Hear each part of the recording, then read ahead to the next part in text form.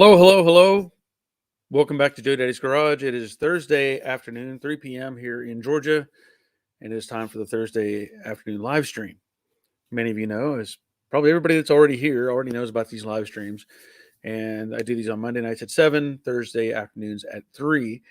And we try to talk about classic cars, Mustangs, Camaros, Studebakers, Corvairs, Mopars, Plymouths, whatever. Doesn't really matter. And we encourage people to be involved, ask questions, or if you have a subject you want to bring up that maybe isn't a question, something else you want to talk about, that's fine too. We appreciate any input because sometimes, I can talk about things and then I need other things to talk about. So glad you're here. We encourage people to, like I said, ask questions, and we also get people to answer questions. So if I can't answer it, there's a group of people over there on the side, great at coming up with answers and ideas and all that sort of thing. So, somebody will get it. And if you do, you get a bell, kind of a reward system. You know how that works. So it is Thursday, November 18th. We're about, 19th, 29th. We're a little over 3 weeks away from our granddaughter arriving. So I give myself a little bell for that, for excitement. Granddaughter will be here in 3 weeks, roughly. So pretty excited about that. And another thing I wanted to mention, another thing I'm excited about today is our youngest son, who is our middle child, will graduate basically from, I don't know how you want to label it. He's training to be a firefighter. So he's already passed EMT 1. He's passing EMT 2, I think it is, or EMT advanced, and graduating from the firefighters program. So tonight we're going to travel up to north side of Atlanta and see his graduation and celebrate that. So very excited about that as well. Also, just because it's going to be dark soon, I want to bring up that there's going to be some sort of amazing eclipse tonight, or partial eclipse of the moon. So be alert for that. I think it's supposed to last a long time, period, time wise. And I think I heard something about there be a little tiny sliver of the moon showing. So just some information for you. So let's see what's going on. We have Charles Busby. Charles from Pensacola. Here, the weather has been nice for a week. Don't forget to like and subscribe. Yes. Thank you, Charles. I'll give you a bell for being the first one here. And it is currently 75 degrees here in Georgia. 75. But this time next week, it's going to be 50.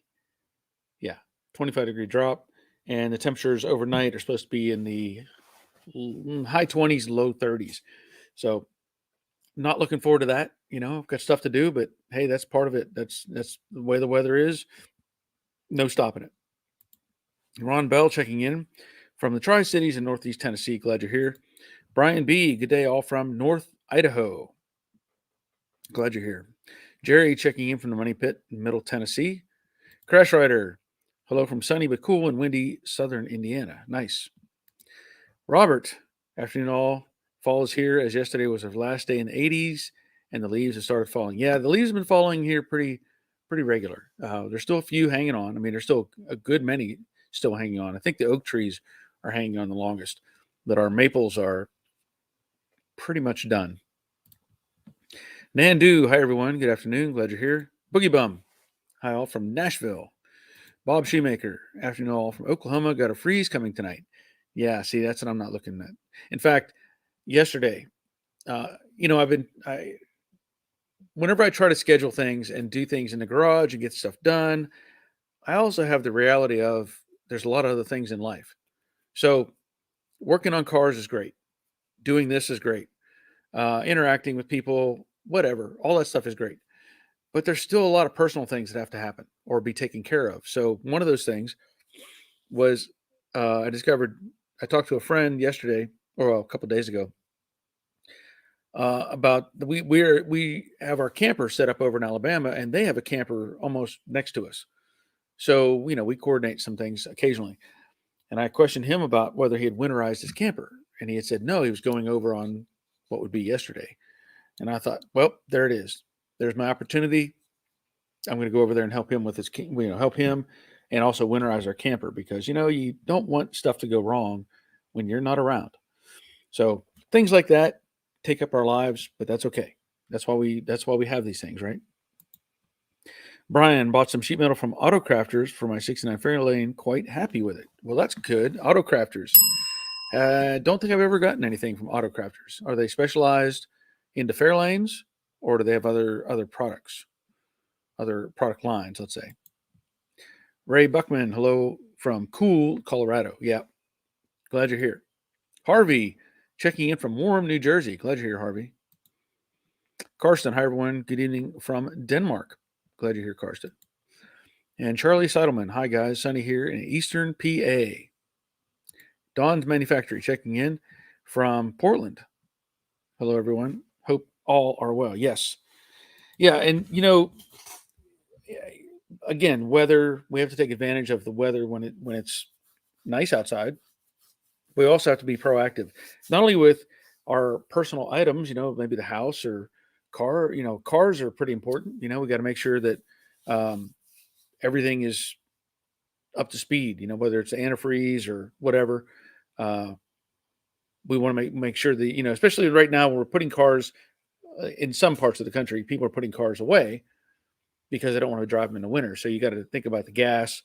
Put in stabilizer or ethanol free and uh, all those sort of things that we have to deal with.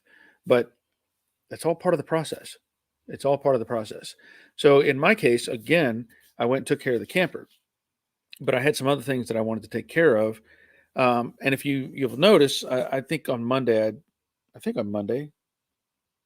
maybe it wasn't on Monday. I don't know. I've got all the front end bolted on the Honda. I don't remember if I had it done on Monday or not, but I have all the front end bolted on the car.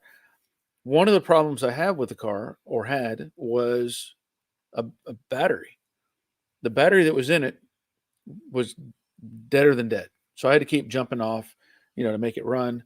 And I realized I saw a sign at the U Pull It yard, and I went to uh, I was looking for parts, the other day when I was at the U Pull It, and I had a sign up. It said batteries, $50 exchange. You bring your old battery, $50, and they even said lifetime warranty on these batteries.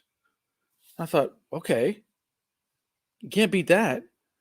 So today, while doing a bunch of other things, I decided to stop by the U Pull It yard. I took the battery out of this Honda, went up, and they had the exact same or exact size battery that I needed. Happily paid them $50. They put stickers on it, said lifetime warranty. You pull it, and I'm brought it home. Now I haven't put it in yet because I have other things that I was messing with. But just think about that. If you need a battery, we can all run to the parts store and get a brand new one, right? A lot of the stuff that goes to the U Pull It, it was running when it was wrecked, and those batteries are probably still good. So if this battery that I put in fails, I've got the receipt. Boom. Next person that owns it will have a warranty on the battery. So why not? Why not? Let's see. Crash Rider, well, what has Joe Daddy done today? Forgot to hit the play button. It had to make more coffee or possibly a stomach problem. No, I hit the play button. It's playing. It's working. It better be. It's showing that I'm live. I didn't make any more coffee, but I did grab another one of these. I really like these. These are good. Just coffee candy, but I like it. No stomach problems today, thankfully. Charlie, got a general question about antifreeze choices. I'm almost ready to drop my small block into my Chevelle, and I'm running an aluminum radiator. I've heard different things about antifreeze for aluminum radiators. Now, I'll default to this kind of answer. They talk about different brands of antifreeze. From what I understand, unless somebody has some more information, there's only like one manufacturer of antifreeze in the States. So anything you get green, from my understanding now, anything you get that's green is from one manufacturer. It doesn't matter what color the jug is, what the jug says. And you have full strength and you have mixed. Now, a lot of these now say compatible with anything. It'll say it right on the jug. Mixes with any antifreeze. And also, along with that, you may notice almost every new vehicle has an aluminum radiator in it. Only the old stuff has the copper. Now, whether that means anything or if there's anything negative to say about the antifreeze with the aluminum, I don't know. I've heard some other people mention use a different type of antifreeze with the aluminum. Again, I don't know. I've been using the green mixes with anything for just about anything I've used. Now, I have not put it into the Mustang yet because I don't have the radiator in it as of yet. But like any of these new cars, it's an aluminum radiator. Now, I don't know what the difference is, if there is a difference between these type of radiators and the ones we're buying for our hot rods. Anybody have any input on that? By all means, share it with us. Good question. Boogie Bomb, I want to upgrade my 68 Mustang Inline 6 after beefing up the rear end with a Ford 8.8. Is there a good option for the front spindles from a salvage yard instead of a new disc conversion kit? I'm going to probably say no. I'm just going to say no. I mean, it used to be you could go get the front end off a Granada, I think is what the go-to setup was. So you could buy a Granada spindles and convert all that stuff over. The problem is, when was the last time you saw a Granada that still had parts on it, or that still, was something you could pick and get that stuff off of? That's what I'm going to say. You probably don't have that much luck.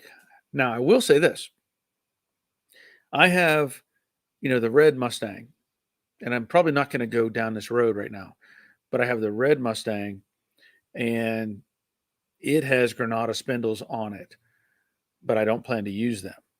I plan on pulling them off and doing the disc brake conversion kit the way that I want. So, but that's my thought was, the Granadas that's great, but you can't find them anymore. They don't have them in the junkyards anymore. Charlie, I had a friend tell me that I should be running the orange antifreeze due to the aluminum, but is that compatible with an iron block? See, that's a good question. That is a good question too. I don't see where it would hurt it because they have been using that green stuff in everything. I mean, the orange stuff in everything. I know GM uses it all the time, and they have iron blocks. So I don't think it would hurt it, honestly, but I don't know if there's any value one way or the other. I don't know for sure. Mike Wencho, watching from Akron, Ohio. Hello, everyone. Magic Mike. Glad you're here, Mike. Brian B. Autocrafters has other makes and model parts available as well. Okay. Now, when you say that, do they also have, like Ford? Or are we talking Ford product lines? GM. What are the various product lines? Robert, a battery for less than $100 today is a deal. Yeah. And the battery I got, which I would grab it, but it's up in the back of the Honda, my Honda Fit. It has a manufacture date of like June of 2020. It's a year and a half old. Fine. It'll do exactly what I need it to do. Ray Buckman, Evans Cool, waterless. I guess Evans Cool waterless, and it's great for aluminum. I'm not familiar with that. So you'd have to look that up to see if that's, I don't know where you get that stuff from. But thank you for that, Ray. Appreciate it. Jerry, we're going to talk to Dwayne at Kentucky Mustang. Okay. So I was talking about the disc brake setup. Yeah. Thank you, Jerry. Robert, the Nissan Blue antifreeze is some of the best stuff out there, but harder to get. Green is always a good default, but has the shortest life of all of them. Yeah, I don't know what the technical life is on the green stuff. I can tell you this. I have never, ever, ever, ever swapped out or flushed out antifreeze and put in fresh. Ever. In any vehicle I've ever owned. Now, is that good or bad? I don't know. Because here's the hard part.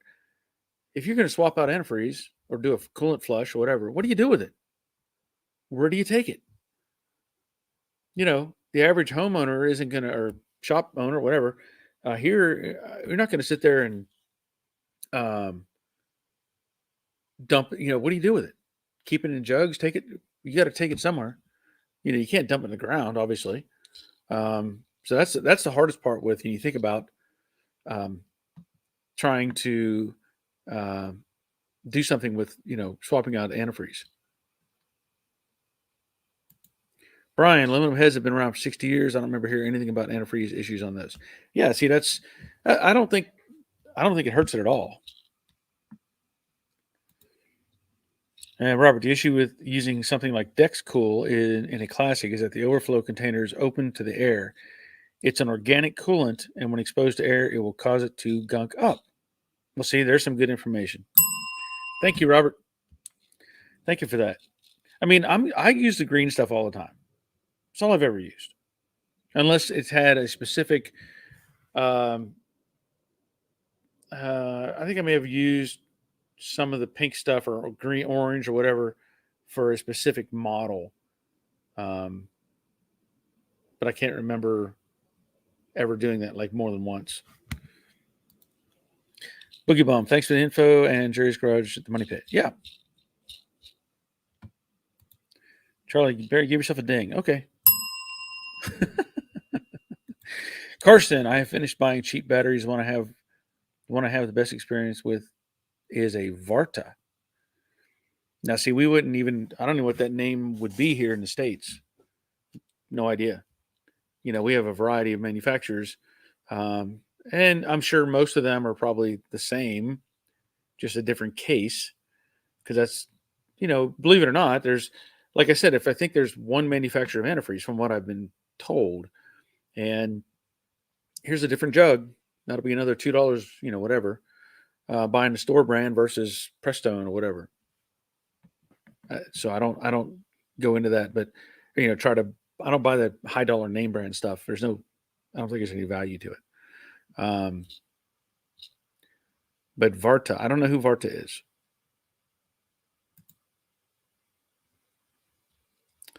Brian, Autocrafter seems to be Ford centric cars and trucks. Okay. Well, thank you for that, Brian. That's good information. Give you a bell for that. Dawn, I think the green antifreeze will lose its anti-corrosive long before the freeze temperature goes up.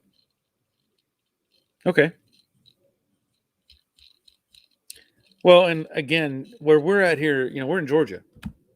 We get a handful of days where it's cold, cold enough to freeze something. Now that may be different, of course, for different states. Somebody who's living up in the Great White North somewhere may struggle with that more. But here, we could almost get away with running water. Almost. I guess Varta is a German brand of batteries. Okay, yeah, Varta. Yeah, I've not heard of them. I don't think they sell those here in the States. At least I don't think so. I don't know. But anyway, as far as things going on here, I did get all the front end on the Honda, and I'm trying to. I had to. Well, you'll see. I haven't a video to edit yet, but I was putting the bumper cover on, and of course it's aftermarket, and it's been wrapped. It was wrapped up in plastic for quite some time, and I went to put it on, and I had to pull on it. I had to kind of feel like I was stretching the thing to make it fit the car, but it did fit eventually. But I ended up pulling on it, and the one side came loose. I was squatted down low and rolled over onto my back. So it should be comical, but it's on time lapse, I think, is when I did that. But anyway, I got that to fit. And then I also, I did fire it up, made sure the cooling fans operated, made sure the AC still operated, topped off the radiator with antifreeze, the coolant overflow tank, all that stuff. And everything's cycling fine. I mean, it's running like a little clock, a little Swiss clock, the way these Honda engines are. And no check engine lights have popped up, which is fantastic. So I'm really looking forward to getting this finished up. Now, I think I mentioned on Monday, what I'll have to do, I've got everything test fitted and it's, it's sitting. And I'm going back to work on the radiator in Jade, and there will be video on that. I'm going to build that bracket carrier for the bottom of the radiator, and get everything hooked up. And I think it's all going to work out. The only one of the real problems that I have, this company that sent me the radiator, Alloy Works. I don't know. I was a little disappointed. Now the radiator's okay. It has one relay, which I found a video on YouTube that the guy had said Alloy Works asked him to do a wiring video.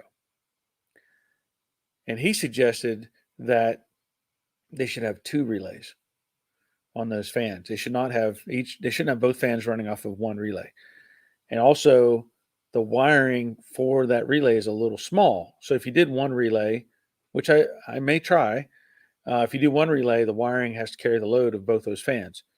The other problem that I ran into is there's no wiring connector or connectors. What I mean by that, the fan wiring has it's a T connector. So it has one prong facing this way and one facing this way, right? And a little plastic housing, like a T shape. Well, that's what's on the fans. Well, there's no secondary connections.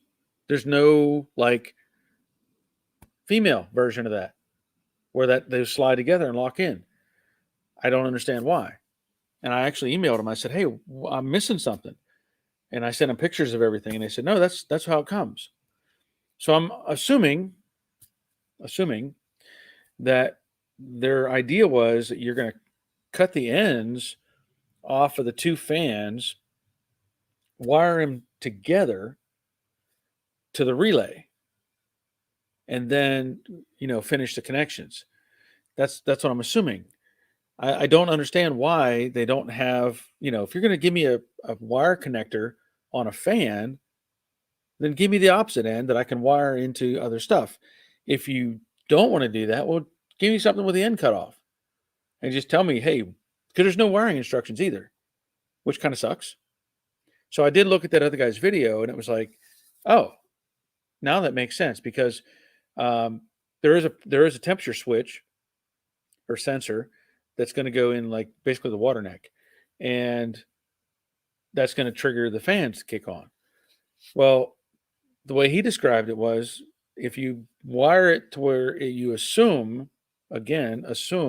how it works, then it won't work, because I think the switch or the sensor has to have, how did he say it? There's a way he worded it, because the relay is goofy with the wiring. It's got a ground wire, and he talks about how if you connect that ground wire to the temperature sensor, it'll never kick on, or it'll constantly run. That's what he was saying. It would constantly run because it grounds it out. He says you don't want that. You need the switch to create the ground to make the fans run, I think is how he was saying it. So I may have to follow up with that and figure out what my options are. I was looking at relay kits on Amazon, trying to find something that was compatible. And, what the relay I have, I'm sure works fine, but I would probably want to have a second one just like it that I could, put in series. But right now, I'm still trying to figure out the process. Brian, I plan on two-toning my Ranger this winter. Is there any issues with scuffing and top coating over the factory clear? There is no peeling. Well, let's see. You're going to try to, well, I'm going to say maybe.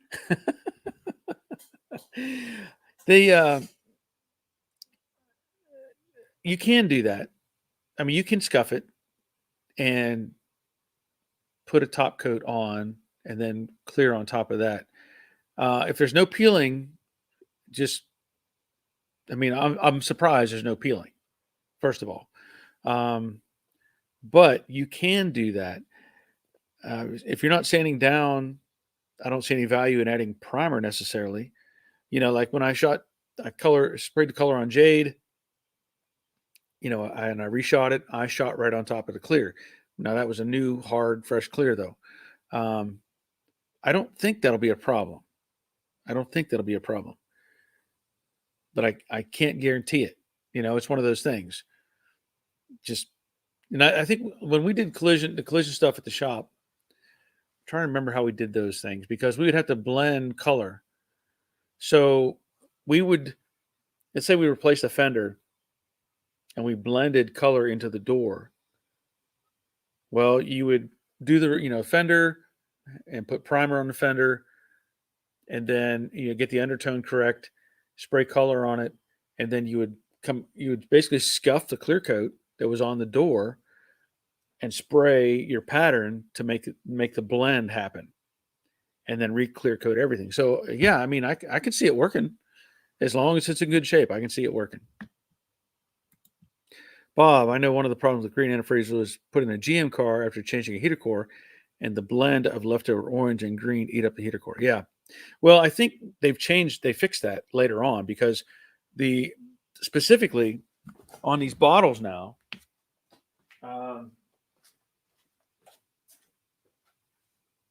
like here's what I do. I go buy a brand new, concentrate of antifreeze. And let's see if it's, this is CarQuest, which came from Advance, but I'll mix this up. I actually label my jugs, that way I don't grab one that's not mixed, but I only mix up one jug at a time. And this says all makes, all models, all colors. So I don't know if they've upgraded the chemicals in this, but if it says all makes, all models, all colors, I'm assuming all colors of antifreeze, right? Not all colors of cars, because that would be silly. Extended life concentrate, yeah. Add water. Harmful and fatal if swallowed. So I think they may have adjusted the formula. Let me tell you this: you're probably gonna look at me or think I'm crazy. A long time ago, at the junkyard, not really a junkyard story, but kind of, is where I learned about antifreeze, as far as how it's, one, poisonous, and two, easy to hide or easy to ingest. So, as a teenager or something working on a car, and I got antifreeze in my mouth, and I was like, wow, that is really sweet. You don't realize just how sweet antifreeze is. And of course, there's been stories on the news where people have poisoned other people. That one woman, she killed like 2 or 3 husbands by giving them iced tea that had antifreeze in it and killing them. So I just thought that I should share this information with I shared it with my sons when they were coming up and being out here in the garage a little bit, and I'd be working on something with some antifreeze. I told them, okay, come here. And I said, this is antifreeze. And I said, this is poisonous. Okay. I said, now dip your finger in it and put some on your tongue and then spit it out. They were like, what?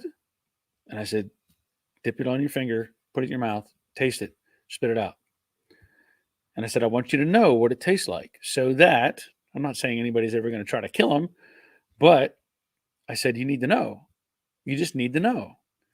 And I think everybody needs to know, because antifreeze, honestly, it's a poison that can easily be ingested.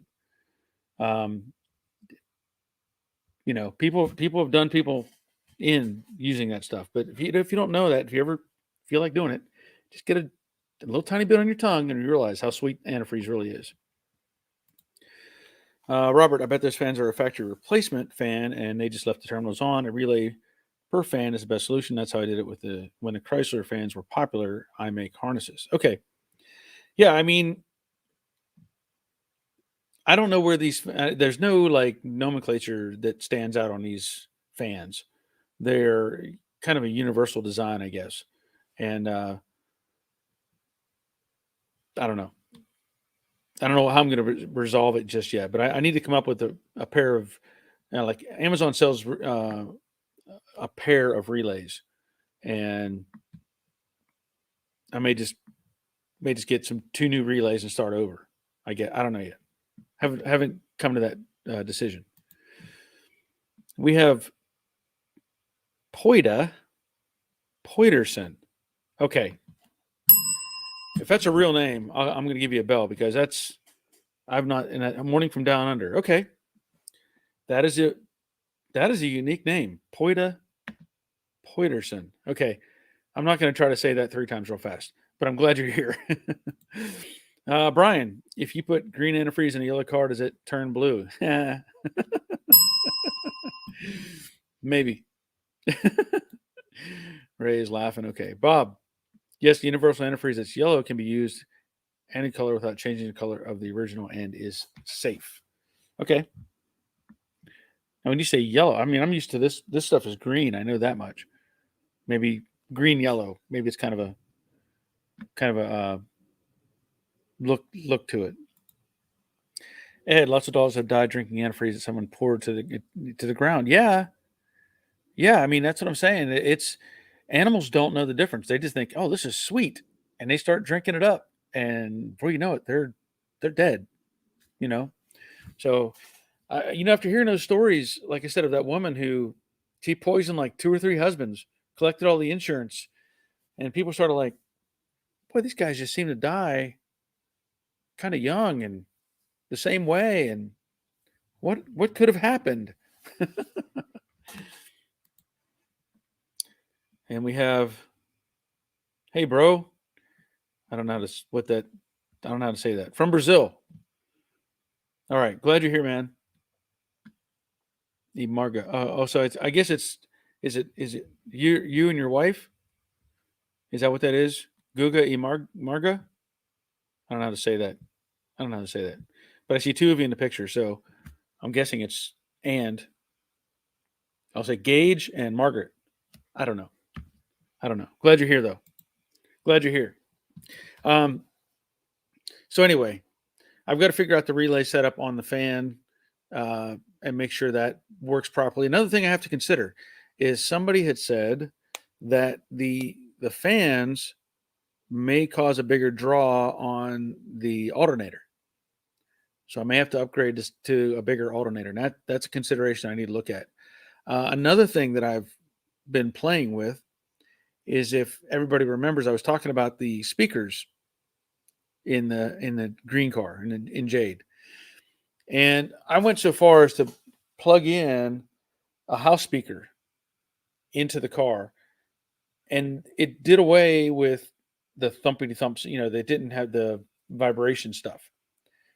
So I thought, well, is it the speaker, or is it what's going on? And I think Robert has suggested that it could be the mounting of the speaker. Now, I went out of my way to put a spacer between the speaker and the package shelf so that the internal structure of the speaker would not hit the underside of the package shelf or the package tray. And he had suggested that maybe there's something going on there. So what I did is I went and I bought another set of speakers, a cheap set of speakers, and I hooked the wiring up to those, and they work fine. So then I unbolted the speakers that I had in the car, the Sherwin Vegas, and out of the car they seem to be fine. Now, what is causing the vibration? I don't know. I don't know. I, I really don't understand what's causing the sound to be the way it is. So I haven't decided yet which what I'm going to do, but I have to get the speakers back in the car and make things work, because I can't have the crazy sounds. Robert says assume 10 amps per fan. Okay. Yeah, and I don't know. Let me go grab. Hold on, just talk amongst yourselves real quick. I'm gonna go grab the wiring kit.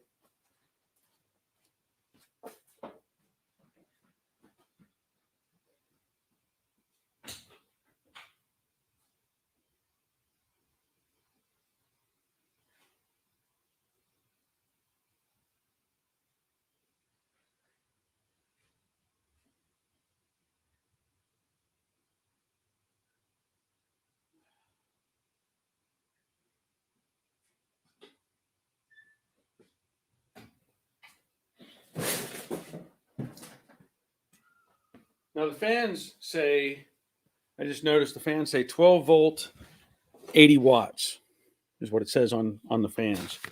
So this is the relay they sent me, and inside of this little package, right? They sent me 2 wire bundle little kits, and the fuse is a 30 amp fuse. The green fuse is 30 amp. Now I don't understand. This kit makes no sense to me because it's just a bunch of eyelets, and there's one slip connector, one female slip connector. There's one junction connector, and there's 4 loops plus the fuse. But the 2 kits are the same. So why? I don't know. They also sent this little water temperature sensor. It's going to go into the water neck. Now, maybe that is what they were thinking of this. There's the male end, right? So maybe that's why they were thinking of this female end slipping onto that. So that makes that connection. And this is rated 165 degrees to close a circuit, let's say. So there's that. And then they had this relay. This is where it gets a little goofy with looking at what the other guy was talking about.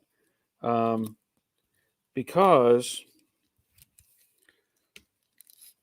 you've got, hang on a second. Let me get all these, pull it out of this the best I can.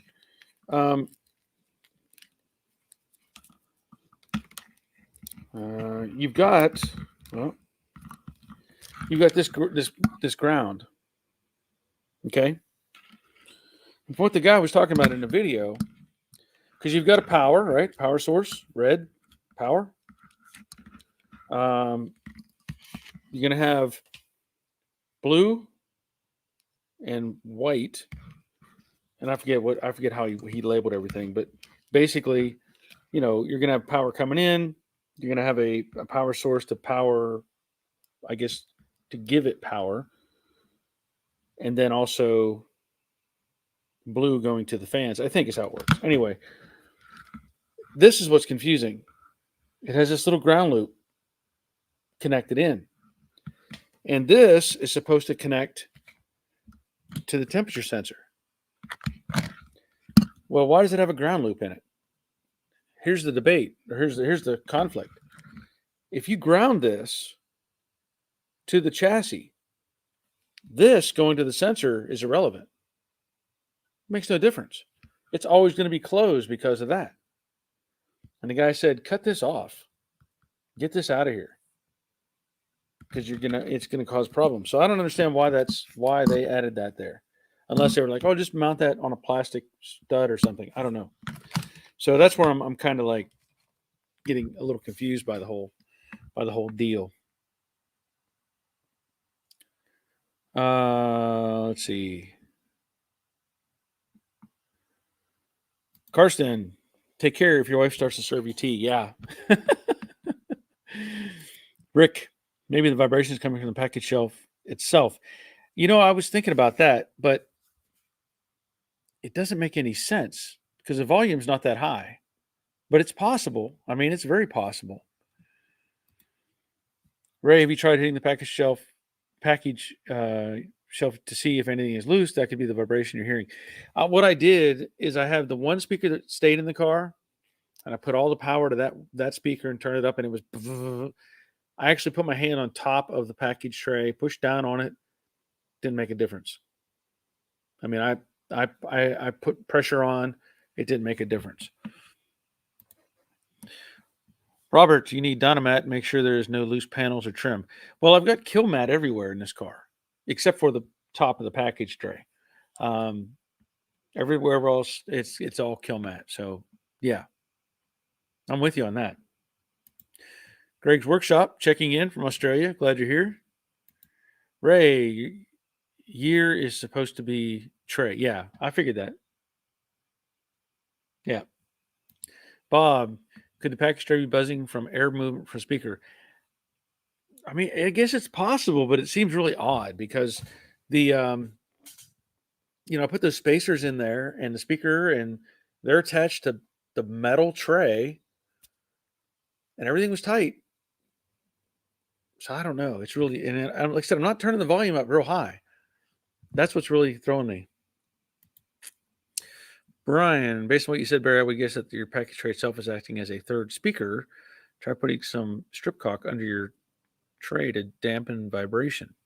That's not a bad idea. Of course, that means pulling the seat back out, which that's fine. Robert saying 7 amps on those fans. Okay.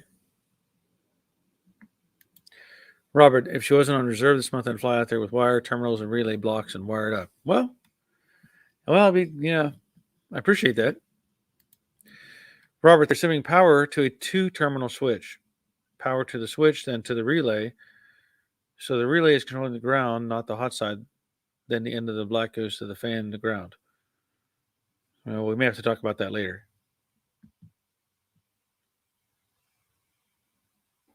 Yeah, we may have to discuss that later because it's too much for me to think about right now. Don, I guess it might depend on whether you wire it to control the power side or the ground side of the fans. Okay. You could wire them in series and then have a relay switch then to switch them to parallel for 2-speed operation. Well, I guess I could, or at least have.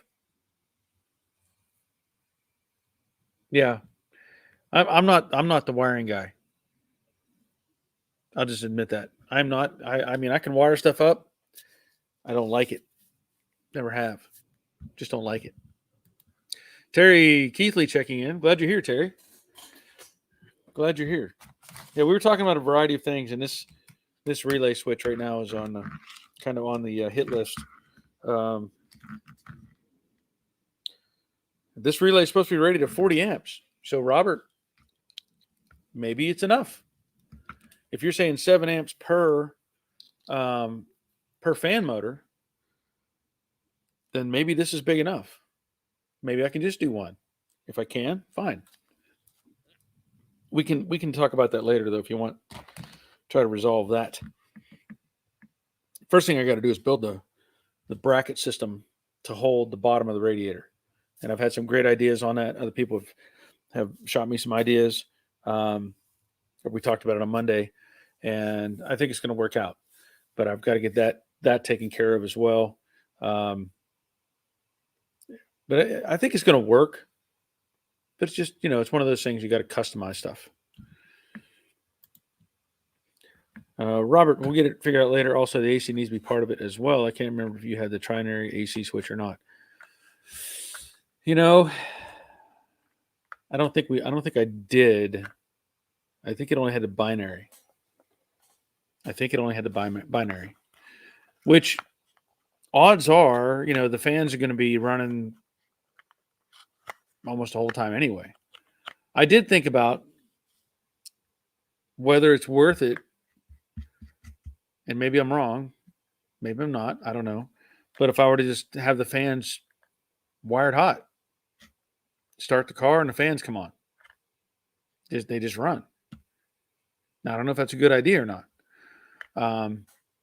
Obviously they're set up to run off of temperature, but if you think about it, a regular radiator, the fan is running all the time. Even with a shroud or a clutch fan or whatever, that fan's turning and pulling air all the time. So that was the other thought that I had was, should I just have them turn on? Is it going to matter? Is it really going to make a difference? I talked about it as well. I was reviewing some of the video that I've already shot on that and looking at the temperatures across the radiator. And I was still amazed to watch and see the video show that on the upper right, it was 165 degrees. And the lower left corner, I had the low reading of 101. Still amazed. that there's that much of a temperature difference from corner to corner on the radiator. And of course, that's there's no movement there. There's no neck on that side, so kind of makes sense when you think about it. Otherwise, I think everything else is coming along. I did a brake job for a friend today. Put some brake pads on a Ranger, and that worked out pretty good. Helped him out. Got a little something different. I didn't film it. He was here helping me, so we just kind of did the job and got it done, and that's fine. But other than that, I'm enjoying the good weather, and it's soon going to be gone. But that means it'll be coming back soon, right? Spring will be here before we know it. Brian, I'm considering LED lights for my Fairlane to avoid adding a relay. These Fords had issues with the headlight switch overheating. Does anyone know of factory-looking LEDs? That's a good question. Factory-looking LED lights. I don't have an answer for that.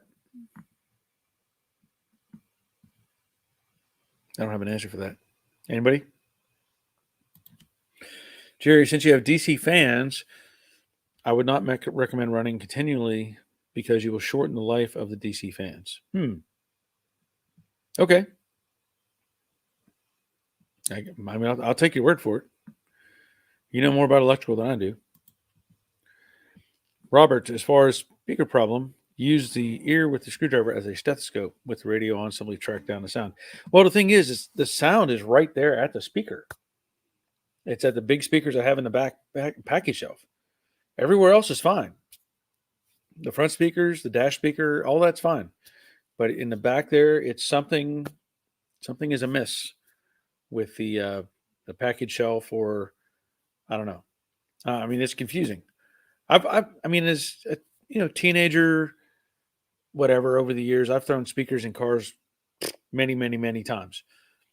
And this is the first time I've ever mounted a set of speakers that have made this kind of noise. And it doesn't make any sense. No sense. But again, I'll figure it out.